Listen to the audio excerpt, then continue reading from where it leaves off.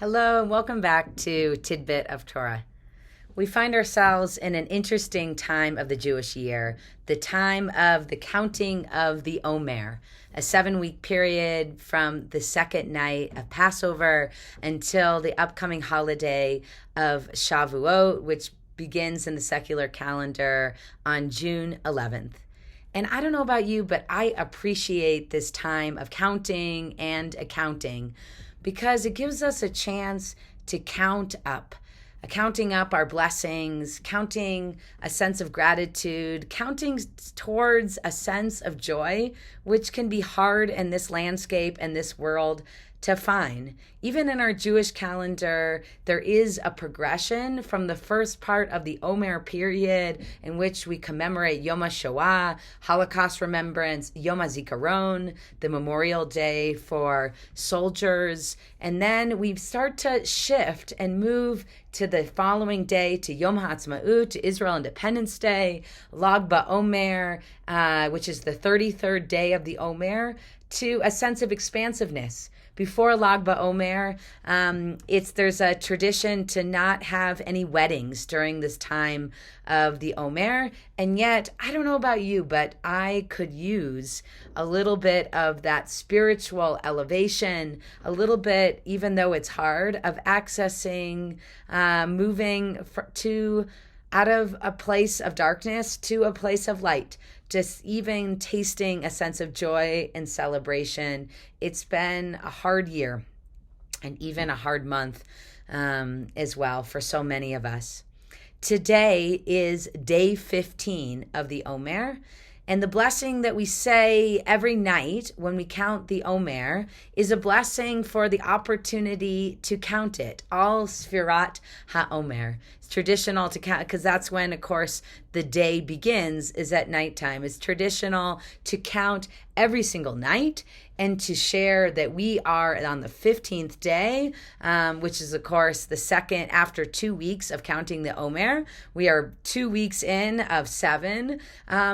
But not each day is equal in counting the Omer. And I think that's one of the things I also appreciate about this time is that there is value, there is a sense of personal growth opportunity, there is a sense of gratitude that is a part of each day's work. And so often, I don't know about you, but I find it is easier to see what needs to be fixed or changed or repaired in my home, in my work, in the world sometimes, just like when you walk into a house and you notice the dishes that are still in the sink and haven't gone in the dishwasher, or the laundry that needs to be put away, or the messes, or the things that haven't been done yet. The Omer actually gives us a chance to see the beauty of how things are and also how they are becoming. And we do that through the Kabbalistic lens. Today, this is a part of the week of the Midah, or the Sphira, the emanation of God in Kabbalistic terms, that is Tiferet, which means like beauty or glory. And this week we have 7 other Sphirot that match up to Tiferet. So today, this Wednesday, today is starting last night through today, and then tonight will be different, beginning a new day. But today is when chesed, when loving kindness, and that presence of the divine force in the universe and how we manifest it in our own selves, chesed overlaps with tiferet.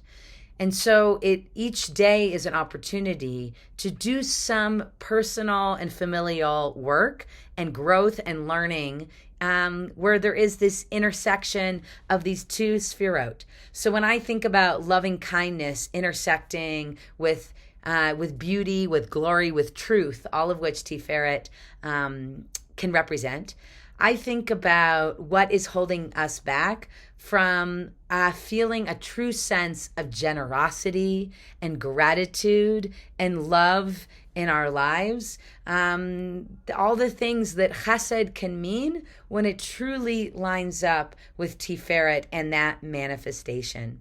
And so I know, for one, as I think about this today, I'm going to try to focus on those things that don't need fixing, appreciating what it is about my children, about my work, about the world that is just truly amazing. And it can even be little small things. Like this morning, my 2-year-old, and I got up and we have this Google device that tells us what time it is. And there was this adorable picture of a monkey, a little baby monkey. And we just got talking and laughing about monkeys and the character of monkeys and how they remind us of ourselves and not. And it was just one of these small, precious conversations in which I could have been focused on all the things we have to do to get to school and work and other things. And yet I just want to cherish the generosity of spirit of just like being in the moment with my 2-year-old and all those other moments I have with other people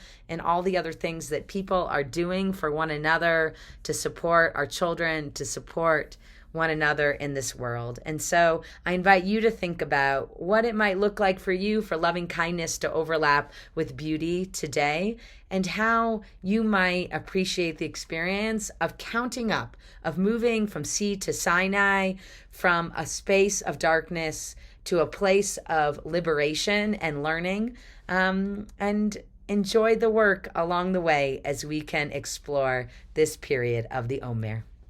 Shabbat Shalom.